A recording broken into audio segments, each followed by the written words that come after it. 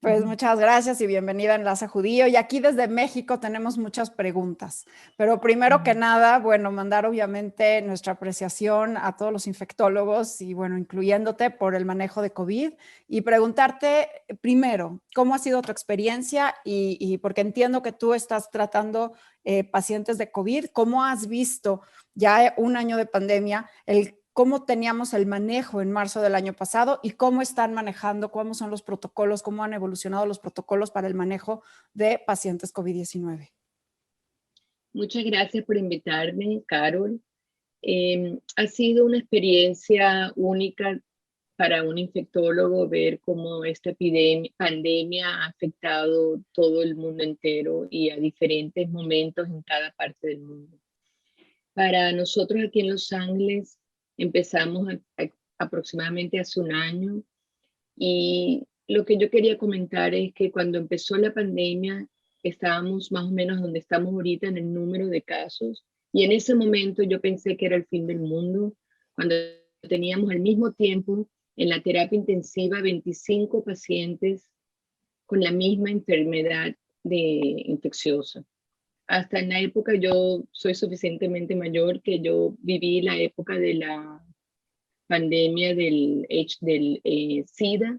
Nunca vi al mismo tiempo 25 pacientes en la terapia intensiva con la misma enfermedad.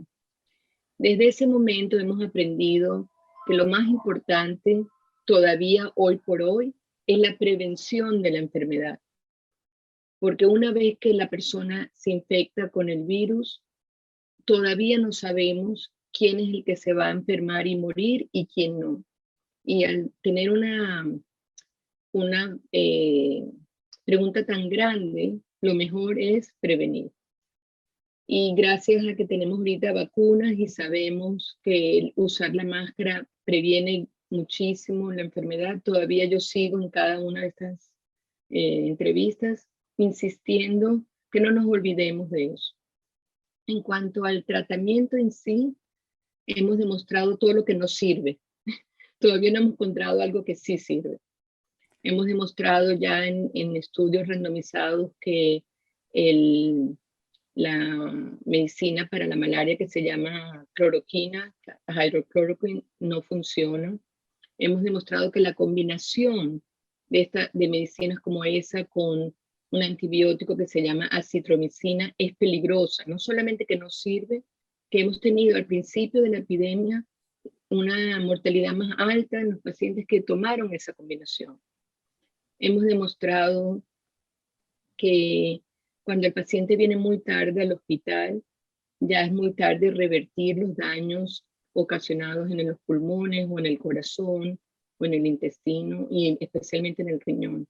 Después de este año hemos visto muchos pacientes que han sobrevivido que ahorita requieren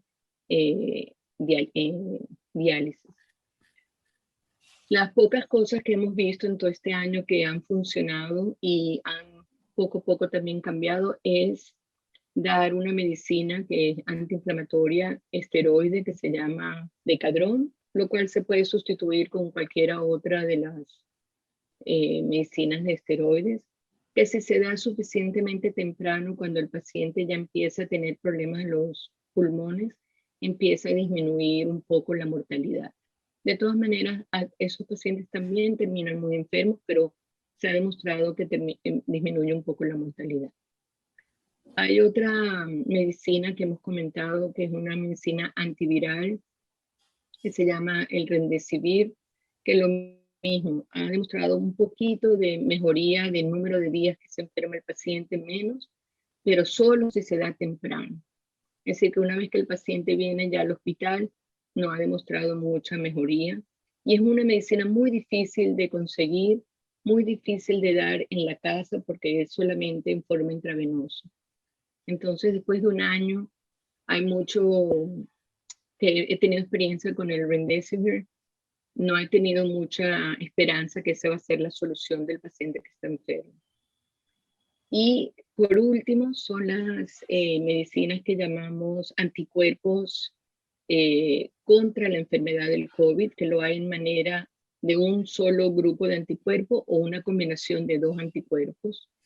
ese tipo de tratamiento sí funciona también solamente cuando se consigue la enfermedad muy temprano. Y en la mayoría de los casos que he visto, solamente pacientes que tienen acceso a hacerse los test como preventivo todo el tiempo se puede conseguir temprano. Y una vez que se consigue, el acceso para esas medicinas también es muy difícil porque hay que darla en el hospital y es muy difícil darla fuera del hospital. En los últimos meses nos hemos dado cuenta que nuestro virus de California, que es un virus específico del COVID de California, uno de los anticuerpos ya no funciona porque ya el virus evolucionó que ese anticuerpo tan específico no le funciona contra ese virus. Eso he aprendido que es una enfermedad que todavía está evolucionando, que hemos aprendido mucho sobre ella en todo este año. Y también algo muy importante es tu esfuerzo que estás haciendo en la parte de post-COVID, porque, bueno, un metaanálisis, un estudio que hicimos que todavía está en preprint, encontró con otras autoras, encontramos que 8 de cada 10 sobrevivientes de COVID-19, desde COVID-19 leve hasta grave, 8 de cada 10, el 80% queda con al menos una secuela, ¿no? Que ya se llama PASC, pero lo que me encantaría saber, porque en México apenas estamos comenzando a pensar en hacer estas clínicas post-COVID y sé que tú ya estás activamente en una clínica post-COVID de Cedars-Sinai. Me encantaría saber qué es lo que están haciendo, cómo están estudiando los casos, porque pues obviamente son secuelas multisistémicas, ¿no? O sea, y además que se presentan desde dermatológicas hasta neurológicas, psiquiátricas, renales, cardíacas, o sea, realmente se requiere del involucramiento de especialistas de diferentes campos transdisciplinarios para ver los tipos de rehabilitación y los tipos de tratamientos del manejo. Entonces me encantaría saber qué es lo que están haciendo para el tema de post-COVID, dejando como subrayado lo que mencionaste que me encantó, que es siempre la prevención, porque como todavía no conocemos tanto qué es lo mejor para COVID y qué es lo mejor para prevenir post-COVID, es prevenir infectarse, ¿no? Sí. Yo he tenido la oportunidad, como mencioné antes, de que puedo ver a los pacientes apenas están enfermos, los pacientes que entran al hospital, que están muy enfermos y terminan en la terapia, y en los últimos meses los pacientes que sobrevivieron el hospital o que estuvieron en su casa meses enfermos y nunca llegaron al hospital. Nosotros basamos esta clínica que nosotros lo llamamos clínica después del COVID, que ahorita tiene un término oficial que en español no sé cómo lo vamos a traducir, pero en inglés significa post-acute secuelas, secuela. secuelas de COVID. Sí, es PASC, muy complicado. PASC, sí. No, yo lo llamé desde el primer día post-COVID syndrome, que me pareció más fácil, pero creo que no pega tanto para la cosa. Pero de todas maneras, el punto importante de esto es que nos hemos dado cuenta, y los primeros que empezaron esta clínica, hay que darle el crédito, es el Mount Sinai Hospital en Nueva York. Y apenas nosotros aquí en el Cedars vimos que ellos estaban, porque ellos pasaron por la primera ola de todo este COVID, y apenas nosotros vimos que eso estaba pasando, nosotros nos unimos en mi grupo médico y con el apoyo del grupo médico empezamos a organizar esta clínica. Una de las cosas que hemos visto que hay dos tipos de pacientes después de que tienen COVID. El paciente que estuvo hospitalizado y está en rehabilitación porque no puede respirar bien, porque todavía necesita diálisis, porque necesita rehabilitación en un centro. Y los pacientes que nunca fueron al hospital y aunque hayan tenido un COVID relativamente leve, han tenido consecuencias, como dices tú, de múltiples órganos. Tenemos una organización donde hacemos primero con una coordinadora unos test de psicológicos, porque hemos visto enormemente un aumento en español se dice trauma, Estrés síndrome postraumático. estrés post-trauma y un nivel muy alto de ansiedad y un nivel muy alto de depresión. Basado en esa primera entrada, vamos a determinar si el paciente va a necesitar apoyo psicológico o apoyo psiquiátrico o hasta medicinas. Hemos visto que los pacientes tienen un problema de pérdida de memoria, hasta gente joven de entre los 20 años, 30 años, no importa en qué profesión estaban antes, han tenido que dejar de trabajar por varios meses hasta que regresan a tener confianza que pueden regresar a hacer sus trabajos. Hemos visto mucho donde el sistema inflamatorio del cuerpo aumenta tanto que casi parece como una enfermedad autoinmune, donde hay dolores de todo el cuerpo, un problema de dolor muy, muy, muy grande. Y el otro problema que hemos visto es que pierden los músculos porque están tanto tiempo sentados sin moverse. Entonces, la ventaja de tener esta clínica es que no tenemos cura para nada, desafortunadamente, pero podemos tener un sistema donde primero hacemos validación de que el paciente sí está enfermo, de que muchas veces vienen y no han visto un doctor en meses, porque los doctores ahora no abren sus oficinas o sus clínicas o sus pacientes no pueden, prácticas, nada más le están viendo por video. Una vez es el requisito número uno que tenemos que ver al paciente en persona. Ya esos pacientes no son contagiosos. Entonces, eso ayuda muchísimo. Por primera vez los pacientes ven a alguien, le pueden contar y se dan cuenta. Y uno les dice, tienes razón, esto no está en tu mente, sí hay un problema después de esta enfermedad del COVID.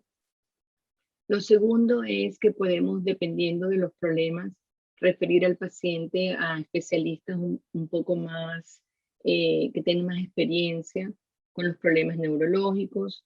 Nos hemos dado cuenta que necesitamos, y ahorita estamos trabajando muy cercamente con los que hacen terapia física, porque requiere no solamente decirle camina un poquito más, están tan fuera de forma de todo tipo o tienen problemas neurológicos que no se pueden mover bien y la terapia física ayuda muchísimo. Y referimos mucho a los pacientes a ver a los cardiólogos. Hay un síndrome que nos hemos dado cuenta después de todos estos meses, que hay una distonomia donde hay mucha palpitación y el corazón no funciona de la misma manera que antes y por muy poco esfuerzo empiezan a tener los pacientes palpitación. Y cuando hacemos los estudios nos damos cuenta que sí afectó el corazón. Los pacientes jóvenes nos hemos dado cuenta también que tienen muchos problemas de miocarditis y eso afecta la inflamación del corazón. A veces tienen problemas de insuficiencia cardíaca después de este proceso. Wow, aunado a lo que muchos reportan de pérdida de cabello y la anosmia y la pérdida ¿no? del sentido del gusto, del sentido del olfato tan característico. Tú eres infectóloga, Rachel. ¿Habías visto un virus así? Bueno, lo de la anosmia y la pérdida de cabello y todos estos problemas que muchos pacientes lo tienen hasta después de un año, la verdad que no lo he visto, pero sí puedo hacer relación porque desafortunadamente siempre hay un síndrome que se llama Chronic Fatigue Syndrome y siempre todo el mundo está sospechando que hay una infección. Y como infectóloga veo muchos pacientes que vienen a la consulta con un historial de años a veces, viendo muchos doctores y terminan diciendo que están locos, que no saben lo que tienen. Y creo que definitivamente estos pacientes en algún momento les dio alguna infección que reaccionó su cuerpo de una manera que terminaron ahí. Al tener esta clínica, ya no tenemos lo que se llama Chronic Fatigue Syndrome, porque sabemos que hay una cosa que lo empezó y eventualmente con tratamiento de soporte de todas las cosas, el paciente se va a mejorar. Hasta los pacientes que tenían chronic fatigue syndrome eventualmente se despiertan y terminan. Hay otra enfermedad que yo a veces lo correlaciono que se llama Human Parvovirus, y he visto mucha similitud con estos pacientes. Por alguna razón afecta más a las mujeres, y quizás después de que terminemos este estudio que estamos haciendo nosotros, quizás vamos a ver que hay un grupo más alto de mujeres que le da el PASC. Y el parvovirus también yo he visto que es muy raro que le dé a un hombre. Y tiene una manera de que los pacientes se sienten bien por varios días y después sube la inflamación, y así pasan meses, hasta 6 meses, y eventualmente se mejora y el sistema inmune regresa a todas sus bases. Yo le digo que la aviación, la marina, el ejército, todos regresan a su base porque la guerra se acabó. Pero tarda en Pero regresar. tarde. Tarda en regresar. Y cada persona hay que darse cuenta que todavía no sabemos cómo es la inmunidad innata de cada persona y por qué unos reaccionan de una manera así y otros no, pero sí sabemos que tiene que ver con la inmunidad innata de cada persona. Sí, y eso me lleva a otro tema y se me hace interesantísimo que ustedes ya tengan esta clínica post-COVID porque van a poder hacer multitud de estudios también para encontrar cuáles son los factores de riesgo que desencadenan el PASC o ciertos síntomas del PASC, porque, bueno, evidentemente sí es algo, es una secuela que nos va a dejar COVID en nuestros sistemas de salud, ¿no? Y hablando específicamente de todo esto, una pregunta rápida, porque también hemos visto long COVID o secuelas en niños, ¿no? Sí, sí tienen ustedes algunos pacientes niños. La verdad que no tenemos pacientes jóvenes todavía, pediátricos no, todavía no, pero sí he tenido pacientes tan jóvenes como 17, 18, de edad muy joven, que tienen problemas de post-COVID. Hay otra cosa que he visto en la gente más joven, que si tenían alguna predisposición a tener lupus o otras enfermedades autoinmunes, al tener el COVID, o lo hemos diagnosticado más temprano que lo hubiéramos diagnosticado antes, o cuando el COVID se infecta el paciente con COVID, esa enfermedad que estaba por detrás se aparece de repente porque la provoca. Claro, sí, surgimiento de estas enfermedades autoinmunes. Ahora, cambiando un poco de tema y hablando específicamente del virus, de la variante en California, vemos los casos en Estados Unidos llegando a un plateau de constancia, de 50,000 casos más o menos diarios, que es más o menos los niveles que traíamos en Estados Unidos en octubre. En México, por ejemplo, vamos en un descenso. Tú, con toda tu experiencia, ¿cómo ves lo que está sucediendo? Porque, bueno, por un lado, Estados Unidos sí ha acelerado el proceso de vacunación de una manera importante, pero me pregunto si ya realmente para ver los efectos de la vacunación en la curva. Y por el otro lado vemos Europa, que si bien va lento con la vacunación y además tiene estas variantes de preocupación ya realmente distribuidas en la población, ya estamos viendo los casos subir. ¿Cómo ves ahora con Spring Break, Semana Santa en México, que podrían comportarse este plateau que hay en Estados Unidos con las reaperturas y, bueno, específicamente en México, que sí estamos ahora en descenso, ni siquiera en un plateau? Bueno, eso solamente tener como una bola de cristal de saber lo que va a pasar. Pero lo que nos pasó en California específicamente en el mes de diciembre, después de lo que llamamos aquí el Thanksgiving, hasta el final de febrero, fue un maremoto. Fue tan alto que todos estamos sospechando que era debido al virus que se llama California 20, que es mucho más contagioso. A raíz de ese maremoto, la población de California está ahorita con la inmunidad de grupo porque tanta gente se infectó, que yo creo que esa es la razón por la cual estamos viendo menos. claro que la vacuna de ahorita en adelante va a ayudar, esperemos, a mantenerlo a niveles más bajos. Pero la razón que bajó tanto es que las poblaciones más afectadas se infectaron muchísimo y ya no se van a volver a infectar por un tiempo. Y la, el problema que tuvimos al principio es cuando la vacuna salió en diciembre y en enero, era cuando teníamos tanta enfermedad en la comunidad, que gente se estaba vacunando el mismo día que tenían COVID, estaban infectados. Entonces hay un grupo de personas que la vacuna no le hizo diferencia porque ya estaban infectados. Lo que va a pasar en el futuro, lo que pienso yo, es que va a depender mucho de cada país.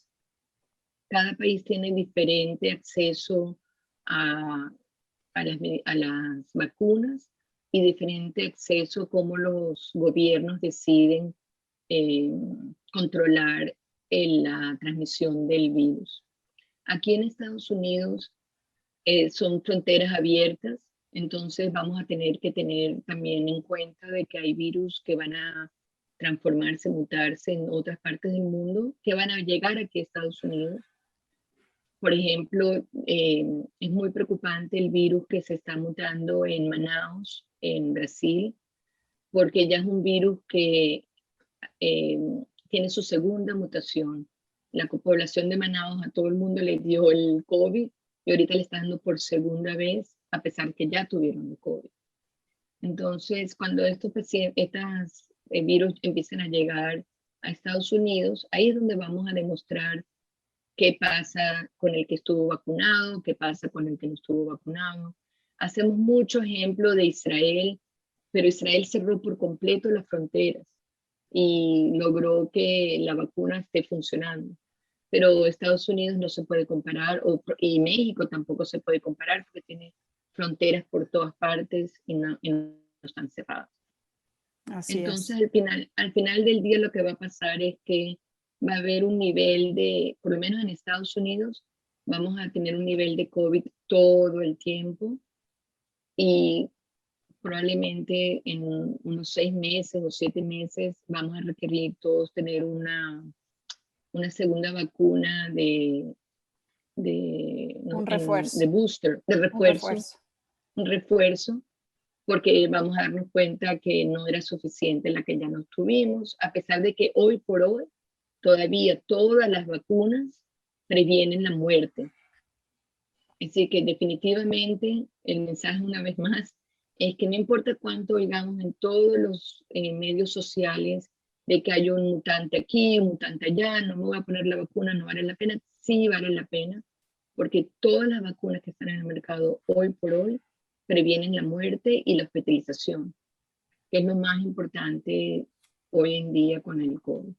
Sí, y de hecho el CDC ya hizo una tercera clasificación para las variantes, porque le llamaba variante de interés cuando empiezan las mutaciones, variante de preocupación cuando se ve un cambio en la transmisión y variante de gran consecuencia cuando realmente evade. Y ahorita no tenemos variante de gran consecuencia, entonces las vacunas sí siguen siendo una herramienta increíble y obviamente muy importante aplicarse las vacunas. Y hablando de vacunas, Rachel, AstraZeneca publicó ya finalmente el resultado de su estudio fase 3 en Estados Unidos, reportó 79% de eficacia para prevenir casos de COVID-19 sintomático y lo que me encantó de este estudio es que incluyó 22% de hispanos, que es un dato muy importante porque además es una población que en Estados Unidos está un poco más rezagada todavía en el proceso de vacunación, entonces quizás esto le puede dar una esperanza y AstraZeneca va a aplicar al FDA, pero por ahí dicen ya no es necesario para Estados Unidos. ¿Cómo ves esto de AstraZeneca? Todo lo que pasó la semana pasada con EMA y las trombocitopenias, ¿cuál es como un poquito tu visión? Yo creo que la vacuna de AstraZeneca va a ser tan buena como la vacuna de Johnson Johnson y como es el mismo mecanismo de alterar el adenovirus. Cada una de estas vacunas toman un diferente adenovirus, pero lo importante de saber es que cuando hacen las pruebas con estas vacunas, depende mucho de la población donde se prueba y en qué momento y de la historia del COVID se están probando. Y como el Pfizer y Moderna tuvieron el privilegio de hacerlo cuando no había ningún tipo de mutación, probablemente han tenido una eficacia mucho más alta. Y todavía la de AstraZeneca, la razón por la cual ha habido un poco de como, como interrumpida la razón, porque ellos empezaron más o menos al mismo tiempo que los otros, es que tenían un problema en la dosis de la vacuna. Y cuando tuvieron el problema de la dosis de la vacuna, tuvieron que empezar de cero otra vez. Y el FDA, que es muy exigente, les exigió, tienen que hacer los estudios de nuevo, científicos, randomizados, no así un poco a lo loco. Nosotros, las vacunas que hay de Rusia y de China, también, no sé la de China, pero la de Rusia definitivamente también es un adenovirus, pero nosotros no tenemos la transparencia de ver cómo fueron esos estudios. Todas estas vacunas que están hechas por adenovirus funcionan excelente porque son muy inmunológicas. Entonces, regresamos al punto de antes. Cada persona tiene una sistema inmunológico diferente y reacciona diferente a todo. Entonces, cuando empiezan a dar la vacuna a millones de personas, empezamos a ver 1 en 1.000.000 casos raros de cómo reaccionó a la vacuna. Nosotros hemos dado vacunas a través de los últimos 60 años que han sido mucho más peligrosas que la vacuna del COVID, pero siempre todo en la vida es riesgo con beneficio. Yo les voy a dar el ejemplo porque estamos en un programa latino que hemos dado durante 60 años la vacuna de la fiebre amarilla. La vacuna de la fiebre amarilla, 1 en 300.000 es mortal. Pero cuando hay un centro, cuando hay mucha fiebre amarilla, que se muere mucha gente con fiebre amarilla, ese riesgo de 1 en 300.000 no es en comparación con la enfermedad. Claro. Lo mismo estamos hablando aquí con la vacuna de la AstraZeneca. Es posible que esas 2 personas, o 3 personas, o 10 personas en millones van a tener un efecto secundario, pero ¿cuántos millones no van a enfermarse, no se van a morir, no van a ir al hospital? Es el punto epidemiológico de todas estas vacunas. Así es, el beneficio de la vacuna es superior a cualquier riesgo. Y más viendo lo que tú bien platicabas, que no tenemos un tratamiento así mágico contra COVID-19 para nada, y también están las secuelas claramente ahí presentes. Entonces, pues esta medida de prevención se suma al cubrebocas y se suma a la ventilación y se suma a lo que ya sabemos, porque tenemos que enfocarnos en prevención, ¿no? Y en nuestros países, yo soy de Venezuela o México, donde no hay un sistema de salud que permite absorber tanta gente enferma en los hospitales, es imprescindible la vacuna, es una salvación. Entonces yo muchas veces, cuando la gente tiene, nuestras comunidades tienen preocupación porque la vacuna se hizo muy rápido, porque la vacuna tienen miedo, o porque desafortunadamente los medios sociales que son contra la vacuna han hecho un trabajo excelente en dispersar información falsa a través del mundo entero. Yo les explico a todo el mundo de que a veces no todo se hace para el beneficio de uno, sino que lo hace para el beneficio de la comunidad en donde está, o la familia donde uno está, o el país donde uno está. Cierto. Pues Rachel, me da un gusto enorme poder platicar contigo y estoy súper ya picada para seguir platicando sobre lo que van encontrando en la clínica post-COVID. Finalmente no es algo que llamaba la atención desde el principio porque finalmente estábamos más enfocados en salvar vidas, pero definitivamente es algo importante y bien lo mencionaste, lo primero es reconocer que existe, ¿no? Y entonces el tener la plática one-on-one con el paciente, reconocer que lo que sienten y su estado de salud no pre-COVID es real, creo que eso es un paso muy importante de reconocimiento. Muy porque importante. Muchos pacientes es lo que decían, es que voy al médico y me dice, bueno, pero estás bien, ya, o sea, ¿no? Ya no es COVID. Entonces, muy importante lo que vayan saliendo de los estudios. Me va a encantar poder seguir platicando contigo. Y ya nada más como último comentario, me gustaría que cierres con algo y preguntarte si ves algo por ahí, porque finalmente el virus, el SARS-CoV-2, cuando entra a nuestro cuerpo, cuando nos infecta, no encuentra más que realmente todo un microbioma, ¿no? O sea, finalmente hay bacterias, hay otros viruses ahí presentes, y entonces quizás hablar un poquito que es cómo vemos esta interacción, si los probióticos pueden servir también como una barrera preventiva, si ves que hay alguna interacción con la flora habitual, y un mensaje de cierre que quieras mandar.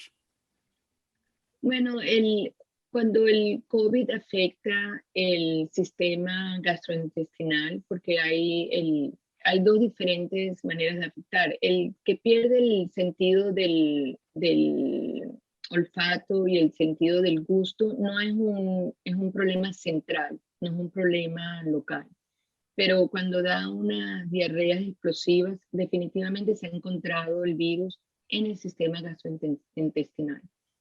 Yo no pienso de que los probióticos van a hacer un cambio sustancial en la manera de prevenirlo, porque no creo que va a haber una defensa suficiente para decir que el virus no va a afectar el sistema gastrointestinal. Es posible que después de que el paciente tenga diarreas masivas que necesiten reemplazar una vez más la flora intestinal, pero no veo que eso va a ser un sistema de prevención. No. Bueno. Pues Y para cerrar, me encantó hablar contigo. Gracias. Y de conocernos, que si hay algunas pocas cosas positivas del COVID, es que puedo conocer otros doctores de otras partes del mundo y nunca se sabe cómo vamos a colaborar. Y estoy muy contenta que hay otros doctores y doctoras en el mundo entero tan interesados y preocupados como yo por esta enfermedad. Bueno, pues gracias Rachel. No soy específicamente doctora, yo soy química, farmacéutica, bióloga, pero me va a fascinar poder colaborar contigo. Te mando en un rato nuestro estudio de secuelas post-COVID, porque pienso que quizás puede servir como un análisis, es un metaanálisis, entonces como una revisión realmente, como un picture de cómo está la situación, pero lo que a mí me emociona es que tú realmente estás haciendo un dive, ¿cómo se dice? Te estás realmente sumergiendo a conocer todo el fondo del iceberg del PASC. Así que, pues mucha suerte, muchísimas gracias. Y pues gracias a Cedars-Sinai y a Enlace Judío. Yo soy Carol Perelman y pues el honor de tener a la doctora Rachel Sapner, especialista en COVID-19, en post-COVID, ella es infectóloga. Muchas gracias, Rachel. Hasta luego.